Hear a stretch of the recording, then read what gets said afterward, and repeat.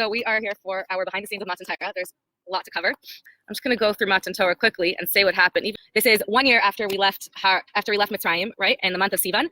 And what happened is on the 1st of Sivan, we camped at the foot of Har Sinai. On the 2nd of Sivan, Hashem tells Moshe that he chose us from all the nations if we want the Torah, and that's when we say yes, na'aseh v'nishma. Then on the 3rd of Sivan, Moshe tells Hashem that the Jews said yes, we want the Torah, and then Hashem tells him that he's going to be the one to deliver the Torah and that he's the 10 Commandments, and he tells him all the rules about how they have to stay away from the mountain and all the preparations that they have to do. The Jews ask Moshe on the 3rd of Sivan that they want to hear from Hashem directly, not through Moshe. And on the 4th of Sivan, Moshe says that to Hashem, and Hashem agrees, okay, I'll be the one to give you we want to hear from Hashem himself. We don't want a messenger. We want to know, we want the real thing. So Hashem agrees, and then he tells them on the 4th of Sivan to get ready to prepare for all the things that they have to prepare for, right? Separate from their wives and not to touch the mountain. And then on the 6th, there actually is a disagreement about whether it was a 2-day preparation or 3-day preparation. And then either on the 6th or 7th of Sivan is when Matan Torah happens. So that's just the historical buildup of the days. Okay, now on the day of Har Sinai, it was a very experiential thing that happened. It was a lot of the experience.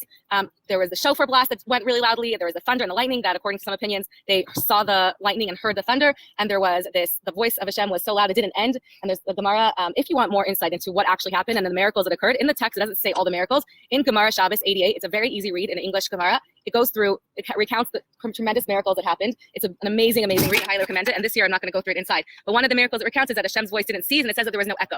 That Hashem's voice didn't, usually any voice would echo, but Hashem's voice didn't have an echo at that specific moment, which is an interesting thing. Like, why do we care? Also, why the thunder, lightning? What does that have to do with receiving the Torah? We're here to get the Torah. What are all these seemingly side miracles, and what's the significance of them? So really, the entire experience itself was what Matan Torah was. It was the experience. The whole experience was revealing the essence of what was actually going on at Matan Torah. And then we have just to sum up what actually happened, Hashem started to say the first 2 commandments, and with each commandment that Hashem said, their souls, the Gemara says that their souls left their bodies, and they couldn't handle the tremendous revelation. It was too much revelation for their kli, which is their body, which was too limited to handle it, and they died. And Hashem used the dew of Tchias HaMesim to revive them. So after the second time that happened, it was a bit much for them to die twice within a day, and they said, that's it, we need to hear from Moshe, we can't hear from you anymore, and Moshe said the rest of them.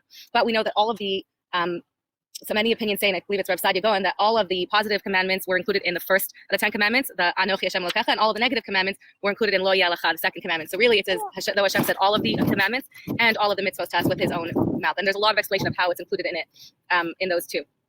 There's different, Sadia Gaon actually goes through the 10 commandments and explains how every mitzvah in the Torah is included in it and lists them, which commandment includes which mitzvah. Okay, so that's the history.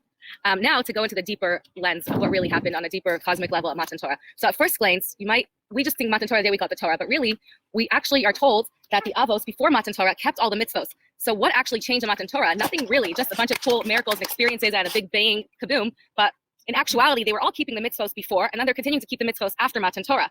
There seemingly isn't really much that actually changed. Okay, here's where it gets really interesting. The Rambam, this is the source I brought you. The Rambam on the 2nd page, on the beginning, has this parish on Mishnah where he goes through the mitzvos and he's speaking about Gid and Nasha, and he says we don't keep the mitzvah of Eiver Min Achai, of not eating the limb of live animal, because Hashem commanded it to Noach.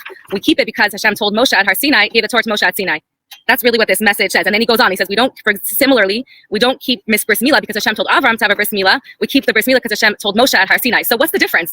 Either way, it's the same mitzvah. Why does it matter if we're keeping it because Hashem told Noach that we can't eat Eiver Min Achai, or a few hundred years later, he told he told Moshe that we shouldn't be eating Eiver Min Achai Har Sinai. What's the difference? This is where the Rambam is very strong. He says, "V'zos yasam al livcha." He says, "Put this on your heart." And it seems like it's just semantics. Either way, we're keeping the same mitzvah, but in actuality, we're not keeping the same mitzvah. It's a different mitzvah.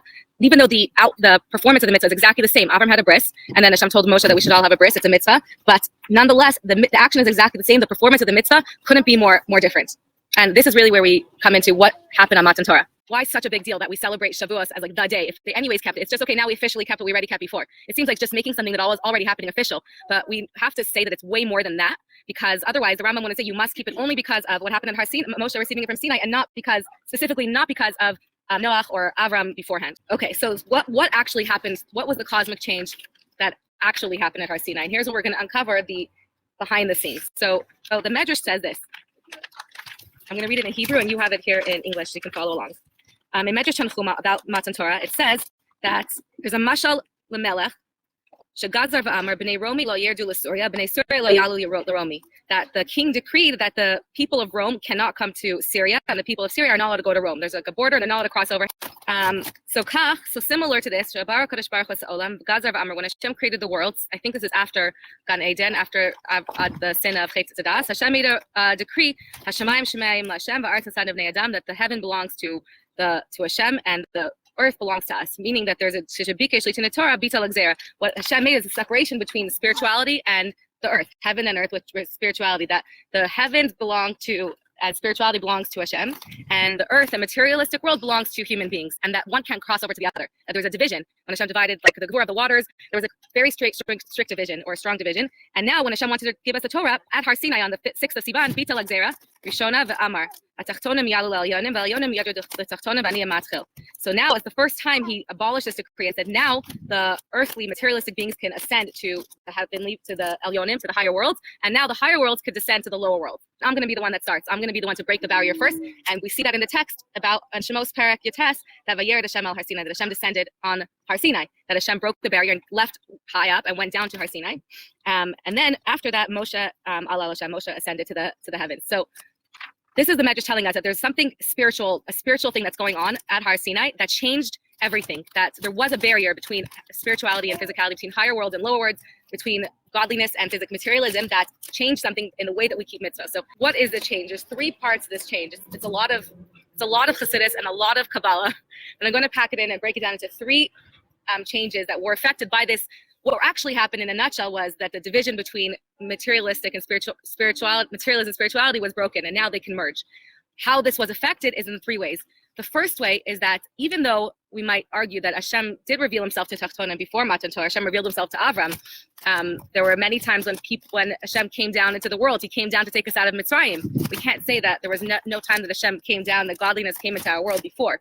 What was different? So the first difference is the level of godliness that came down into this world. And this is where, when we see that Moshe Rabbeinu complained to Hashem and said, why are you hurting our people? What can I answer them when they ask me, like, why is Hashem doing this to us? The answer Hashem said is that I appeared to your father Avram, Yitzchak, and Yaakov, and these are the words: Ve'era el Avram, el Yitzchak, el Yaakov, v'kel Shakai, v'shmi Hashem, Yud-Kei Vav-Kei lo nadati lem. That I appeared to Avram, Yitzchak, and Yaakov, but with my name, my essential name, the Tetragrammaton Yud-Hey Vav and Hey, I never appeared to them. And what he was telling them was that even though I've appeared and I've connected to your fathers beforehand, it was never with my essence. It was with my limited names, with my much more limited self. Shakai is a name of limitation. We learned that the different names of Hashem tell us about different aspects of him. The names of Elohim and the name of Shakai and Kel are all names that come from Hashem's Gevurah, where he limits himself in order to relate to us. So even when Hashem related and connected to the Avos, it was with not his essence, not himself, with a covered, limited revelation. And I never revealed myself to them with Havaya, with Yud Hey Vav and Hey. But you're here in Mitzrayim in order to have this Yerida L'Tzorach Aliyah, this cleansing, this birur, this going through this process, in order to refine these sparks in Mitzrayim, in order that you go through the Sefiras Omer and refine yourself, in order that now you can, at Matan Torah, the whole point of leaving Mitzrayim was to reach Matan Torah. That's why it's really one long Yom Tif. Pesach leads to Shavuos. We left Mitzrayim in order to receive the Torah, and we only can receive the Torah because we were in Mitzrayim. So Hashem was saying, your suffering is because I'm going to reveal in order to prepare you for the real connection with me who I actually am. It's like being with somebody and you never knew who they really are. They're only telling you maybe not a con name, but you're only knowing them as your teacher or as your manicurist or as your dance teacher. You don't know them. You only know a very specific, limited aspect of them. But to have a real connection, you want to know them, not just as you see them in that role, as they connect to you as your teacher. When you get to know your teacher in a real way, as a friend, as an intimate closeness, and you know them, like Nishma, that's the Nishma, the Nasa Nishma, then that's a real connection. And that Hashem couldn't reveal until Matan Torah, until we went through the whole process of Birurim in Mitzrayim and the Birurim of Sefiras Omer. So this is so one of the aspects that changed is that Hashem revealed his essence to us. And finally, even though very limited versions of Hashem were able to connect to us, not his essence in any way. There was just no way it would be possible for his essence to come down into the world. There was a barrier built. So what changed, Matan Torah, was that our barrier was removed and Hashem's essence came down. How? In the Torah. And he took his completely infinite self, Hashem's Atzmut Ein Sof, and put it into the Torah without limiting it in any way, and in the mitzvos. And we actually see this in the word Anochi. The Gemara says that the word Anochi, from the first word of the Sefer Dibros, is an acronym, Rosh Tevot, for Ana Nafshi Ksavit Yahavit. That Ana Nafshi, me, my soul, Ksavit Yahavit, I put myself into these texts. That I put my essence into these words of the Sefer Dibros and the Torah. So when we learn the Torah or do a mitzvah, we're grasping the infinity of Hashem, which was only possible after Matan Torah. Whereas before, they were only able to grasp a limited part of Hashem's expression, like in his whatever persona he was reflecting in that time, Kel, Shakai, or Elohim. So that's the first chidush of the behind the scenes of what was revealed to us in Matan Torah. There was now the main thing is that we can now connect to Hashem's infinity because he put himself into the Torah at Har Sinai. The second thing is how Elyonim, that's how Elyonim led Yardu L'Tachtonim, the barrier was broken, and Romi can go to Syria. That's how now Elyonim, the Elyonim Mamish, not just a limited version of Elyonim, but Hashem himself can descend to the world when he just put himself as he is in the Torah without any coverings. And how Tachtonim, Yalu Elyonim, how it had changed the physical world is in two different ways, or one way that's divided into two parts, just to break it down. So the first way is that when the Avos kept the mitzvos before Matan Torah, they kept it in a spiritual way. We're not sure in the Zohar if they even did the mitzvos or if they did it with their spiritual intentions. But the Zohar says that, here's what the words of the Zohar, it's really interesting about how they kept the mitzvos. It says that through, okay, I forgot to look this up, but the Zohar says that through Yaakov putting on the sticks by Lavan. What was Yaakov? So the Zohar says that when he did that thing with the stick, when he carved the sticks, that was his accomplishing of tefillin. That's what it says. That's how he accomplished tefillin. And so it goes through how the Avos accomplished these mitzvos. Even if there's two opinions, even according to the opinion that they actually put on tefillin, even then it was different. So one thing is there's a really long Hasidic explanation of the difference, but the difference is in the example of when the difference between someone happy and sad, you can see on their outside as well. You can see someone looks happy or someone looks sad. Even though it's an internal feeling, it reflects on the outside. But somebody who's truly, truly joyful will on the outside feel joyful, will burst out in song. Someone who's joyful through and through won't be able to contain themselves and will just jump up and down or dance around or sing, and they can't control their joy. Someone who's sad truly, fully will cry or will express their sadness in some way on the outside. And there's another way to but in that case, the main thing is the feeling, and the outside expression is just an expression of the feeling. Without the feeling, the expression doesn't matter. Sometimes, though, people do an outward expression in order to feel happy. For example, someone's depressed or sad and they want to be happy, they'll start to dance, someone will pull them in to dance, and then it'll affect them inside to be happy. Or they'll smile, like Malcolm Gladwell says in his book, that if the study where they put a pen in someone's mouth and they were smiling, it made them find the jokes that they were studying funnier than people who weren't smiling. So sometimes our outward expression could affect our inner feelings and emotions. But either way, the main thing is the feeling, not the outward expression. With the Avos, that's the way that they kept the mitzvos. And the mitzvos were just an outward expression of the inner intention. The inner intention of tefillin is to connect your mind and heart and make them conscious of Hashem's unity, of the oneness of Hashem. The outward expression of that is putting something on your mind and your heart, but the intention and the point of it is to align your head and heart with Hashem's unity. So the Avos, even if they did the physical action, it was only an outward expression of the spiritual effect and the cosmic effect. They could even meditate on doing all those things and not have to do the action and reach the same goal. So all of the Avos, all the actions Avos did were for the purpose of the spirituality of effect of their connection with Hashem. The Kavanah, we could just summarize it as the Kavanah or the Ruchnius outcome. After Matan Torah, it's completely different. Not if it says that someone is in prison and doesn't have tefillin, he can meditate and accomplish spiritually everything that tefillin accomplishes, but he still didn't do the mitzvah of tefillin. And even though he's not punished for it because he's a nanas, he's an ones, and he's not punished at all, but he didn't accomplish the mitzvah of tefillin. And somebody who's on the street who stopped by this annoying Chabad teenager every single week and harassed and finally puts on tefillin just to get him to be quiet, he did the mitzvah of tefillin, and he accomplished what Hashem wanted him to in this world. So everything completely changed after Matan Torah. The action itself became the point of it, even if the action is not preceded by the feeling, even if there's no feeling afterwards, there's no kavanah at all, besides for the only mitzvahs that you're not yotz if you don't have kavanah are first two lines of Shema. Some say the first bracha of Shemon Esrei, and I don't know about tefillin because I don't do that, but that's as far any other mitzvah. So that's the only mitzvah that if you don't have kavanah, you do it again, you repeat it. You preach Shema again and you repeat the beginning of Shemon Esrei again. But any other mitzvah, even if you were thinking about what you're going to make for lunch right after, you're not even thinking about it, you're accomplishing the mitzvah more than someone who has all the intentions but doesn't do the action. And that's what changed. So this is what the Tachtonim, Yalul Elyonim, caused the actual mitzvah to be completely different from before and afterwards.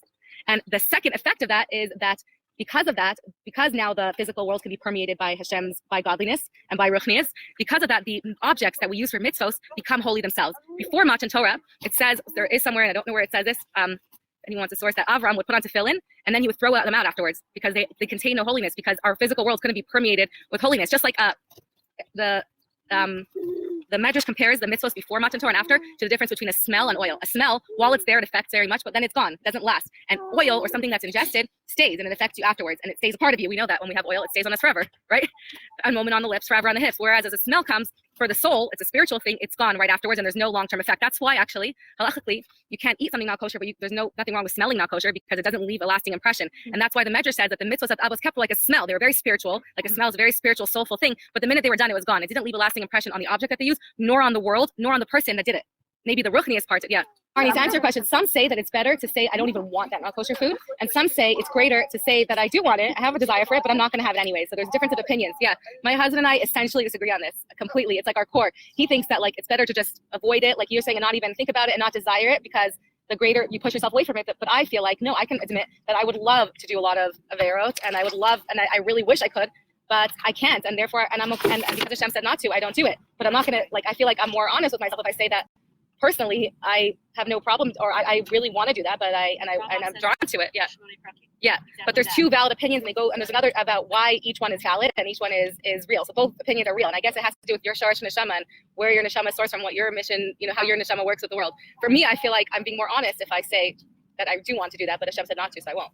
But on the other hand, we learned from the Avos that Avram and Yitzchak were all good, and they didn't have any.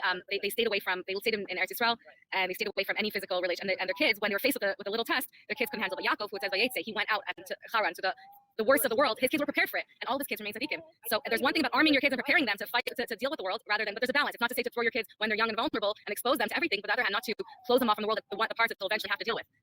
Okay, so that's the three effects of what actually happened in Matan Torah. The third one is that the Avos didn't affect the objects that they used because it was like a smell that didn't last and didn't permeate the world, and because of the Gzeira. But Matan Torah, what actually happened was that this invisible barrier was removed, and suddenly Hashem's Atzmos can come down into the Torah when we do a mitzvah, the same mitzvahs that they were keeping before, and only connecting to a very external expression of Hashem as a teacher or as the person that you know them, and not who they really are.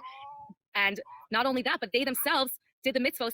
Because of that, I guess the action itself was a holy action. Before that, because Hashem's essence wasn't in the Torah and in the mitzvahs yet, the actions themselves didn't have much value. They were just an external facial expression that reflected my inner feelings. So therefore, it didn't matter if they did the action as much as they did the spiritual expression behind that. But after Matan Torah, because Hashem's essence is in the actual mitzvahs, when we do a mitzvah, when that guy does a mitzvah because the Chabad boy is bothering him and he wants him to stop bothering him, he is connecting to the Ein Sof of Hashem.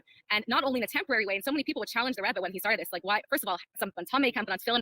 That's why the reason women don't put on tefillin is because you really have to be in a pure place. So why are you having these people put on tefillin? Who knows what they did that day? They're pure.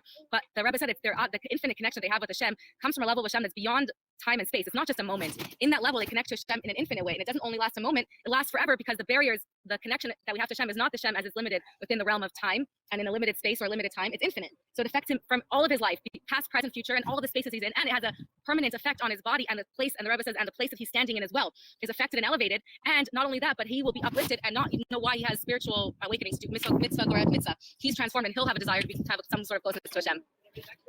So to sum up what happened, what happened at Har Sinai is that the physical world can now be permeated with godliness, that our entire existence changed, our whole keeping of the mitzvot. So it wasn't just that we were keeping the same mitzvot before Matan Torah and after. This is an entire, we're given the Torah, and when we keep a mitzvah, like the Rambam says, because Moshe gave it to us, we're keeping a different mitzvah. We're keeping the mitzvah because we know that in the mitzvah itself is Hashem's essence, and that when you keep a detail of halacha, the only way to grasp Hashem in this world is Hashem's atzmos in this world is through a physical action. The same way that the Alter Rebbe explains in Tanya, in those chapters, that sometimes you can't connect to a person. Like, how do you connect to a child who doesn't understand you and doesn't relate to you, doesn't even speak? Through hugging, through kissing them. That's your connection to them. So how do we connect to Hashem who's infinite? We can't. Only through the physical doing of the mitzvos, through the physical, like a hug, you can connect in the deepest way and get the essence of the person, connect in the deepest way possible through the doing of the mitzvos. Even though you might not get the infinity of Hashem's wisdom, you're connecting in the deepest way because Hashem put his essence in the mitzvos. So when you hug, whenever you do a mitzvah with your limb, right, we learned that it's like you're hugging Hashem with that limb. Your limb is being embraced by Hashem and embracing Hashem at the same time in totality. That is what happened at the essence of Matan Torah. Now this explains the miracle of the fact that that the Gemara says that there was no echo. What does an echo mean? An echo is when a sound bounces off something. So when my sound reflects and reverberates off of a surface. So by Matan Torah, when Hashem spoke, it says Kol Gadol V'lo Yasach, that Hashem's voice did not bounce back. It wasn't. This is one of my favorite thoughts about Matan Torah. Why is that important for us to know? To say in the Torah that there was no echo. Who cares? We care so much because an echo is when something reverberates, and because for the first time in history of the world's creation, the world was able to absorb godliness and not reflect it back, and not that Hashem's word and the spirituality came into the world and then couldn't, like a smell, couldn't be permeated and stay, it just went back. The world was able to absorb godliness, and it was able to affect and permeate the world. So when Hashem spoke, for the first time, godliness was absorbed by the world and not reflected back. And that's why there was no echo, because every inch of the world, every creature and every part of creation was able to absorb the ruchniut and become affected by it. So there was no echo. There was no need for an echo because nothing bounced back. Yeah, it says that at Har Sinai, every single neshama that was ever to be born was there, and every neshama that was ever going to convert, Pi Halacha, was also standing there at Har Sinai. Every single soul experienced that and received that and connected on that level. And that also is interestingly connected to seeing the lightning, seeing the thunder, and hearing the lightning. What is the reason for that miracle? Seeing it's really interesting scientifically as well. The reason that seeing is believing, and when we see something, we can't change our mind about it, is because I think it says that 30% of our nerve cells are sight and only 3% is hearing. But for other animals like bats, most of their nerve cells respond to hearing. So for them, hearing is believing and seeing is hardly anything for them. And for different creatures, for creatures that I don't remember which ones, but that function through smell. For dogs, their smell is what tells them the most about what's happening. They smell you to know if you're safe. They don't see you. We process through sight. So for humans, when we see something, we believe it, and when we hear something, we can maybe say, maybe I heard wrong. But when you see something, you don't say I saw wrong. That's why in court, when you hear something, it's hearsay. Like, it's only hearsay. But when you have visual evidence, it's proof. And in the Jewish court, you need to have visual evidence of something. And not only that, if the judge who's making the decision has to have secondhand hearing, only hearing it and not seeing it, because sight is so powerful that if he was there at the site, if he had seen what happened, he'll be so affected and he won't be able to be unbiased and make an unbiased judgment and not give the person the benefit of the doubt because he saw what happened. Only if he hears what happened can he give the person the benefit of the doubt, because hearing is removed. In our world, we see the physicality, the materialism, and we hear about the fact that really everything is Hashem, and Hashem is creating the world and recreating it every moment, and Hashem is involved in every area of our lives, and all the things and the Torah and the mitzvahs, all those things we hear about. We don't see them. What we see is a physical world that revolves around money and power and fame. We see physical bodies, not spiritual. We don't see our soul. We see our body. So we believe that. But at Har Sinai, everything was reversed for a moment. For a moment, they saw Atzmut Hashem reveal himself, revealed, absorbed in every corner of the world. At that moment, suddenly what used to be heard, that's why it doesn't even say they heard the thunder, it's not the lightning. It actually says, Rowan Esa Kolos, Vishomen Esa, I have the source here. Esa what? Is that what it says? The Kolam, yes. Kola Amrom, Esa Kolos, Esa Lapidim. And then the commentary says that they saw what was heard. So what they saw is that everything that you heard about until now, that Hashem is Einol Novada, that all that we exist is Hashem, that there's a neshama, that there is a God that recreates the world every moment, that really the fiber of everything is only Hashem and Achdut Hashem, and that everything is preordained, and every detail of our lives is planned by Hashem. Everything that they heard until now that they can challenge and say, well, I just heard it, but I see the world. Suddenly they saw that so clearly. They saw there was a cosmic flip where they saw that, and everything that they saw, that there is a world, they had to be told, no, there is a world.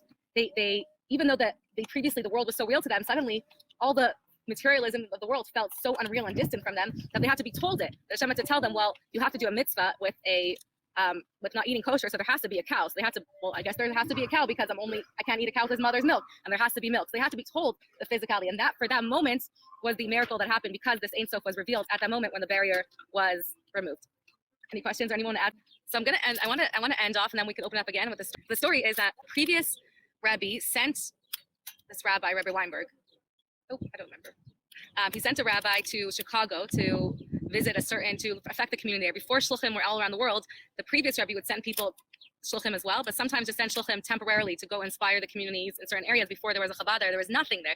So he sent this guy to Chicago, and he told him to visit a certain businessman whose parents and grandparents and great-grandparents were Hasidim of the first Rebbe. But he had strayed and he wasn't religious anymore. So he made a meeting, and it was very hard. He spoke to the local rabbi there, and together they all went and they got this meeting, which was really hard to attain. But finally they got this meeting, and they're talking to this man and chatting with him he's speaking about his grandparents and all the memories he has of the Hasidic home he grew up in, and it was really nice. And at the end, they have a really beautiful conversation, and he's feeling very, they wanted him to maybe reconnect with his identity as a Jew. And as he's getting up to leave, he takes the checkbook and says, who should I make the check out to? And he says, nobody, I'm not here for a check. He says, so why did you come here? Like, I'm a business, rabbis come to me for checks. He said, I came here because the previous rabbi sent me wanted me to speak to you. And he said, what? I don't know the previous rabbi. Why does he want you to speak to me? He was so confused. He said, I'll give you a mashal. And he says that the mashal is that in a Sefer Torah, there's 600,000 letters in the Torah. And if even one letter is smudged a little bit, then the whole entire kosher isn't valid. And the Jewish nation, there's 600,000 souls that were at Har Sinai, and every neshama is like a Torah. If one neshama is smudged or erased, the entire Jewish nation is not complete. The entire Jewish nation isn't complete. Every single letter in the Torah has to be complete. The Rebbe is like the scribe. He makes sure that every letter is complete, and that every letter is, and that's why he cares about your neshama, because he feels every one of the souls, and he knows that he sent me to cares about your neshama, and he was so inspired by that, and he left. And when he came back from his trip, he met with the previous Rebbe and told him what had happened, and he told him about that, what he said to him, and he was very proud of himself, that he thought it was such a great mashal, and he really managed to inspire him. And the previous Rebbe was very silent. And he didn't say anything. He said, what's wrong? He said, well, the mashal is very nice, but it's not accurate, because there's two ways to inscribe letters. The first way is ink on parchment, and the second way is like the luchos, which were engraved, letters carved out of the luchos. And the difference is that when you have ink on parchment, you have two different objects that are bonding, right? The ink and the parchment are separate, but when you engrave something, you're engraving it in the thing itself. And therefore, when you have ink on a parchment, it's possible for a letter to be erased or smudged. But when something's engraved in something, you can't erase it because it's part of it. And a Jew's neshama is not like ink on parchment. It's not separate from Hashem. And it can never be erased, ever, or smudged even. It's like a letter that's engraved on the luchos. It's carved. There's nothing that can separate the two, a Jew from Hashem and from the entire Jewish nation. The only thing that can happen is that sometimes dust can gather. Sometimes a lot of dust can gather and cover the letter. And all that needs to be done is the dust has to be cleared away. But the connection was there all along. That's it. Yeah. What? Thank Chazak, you. yeah. That was wonderful. Thanks everyone for joining. Thank you. I don't know who's on, but Dana, Levi, Shelly, Sarah, Mayan, Shoshana, hey.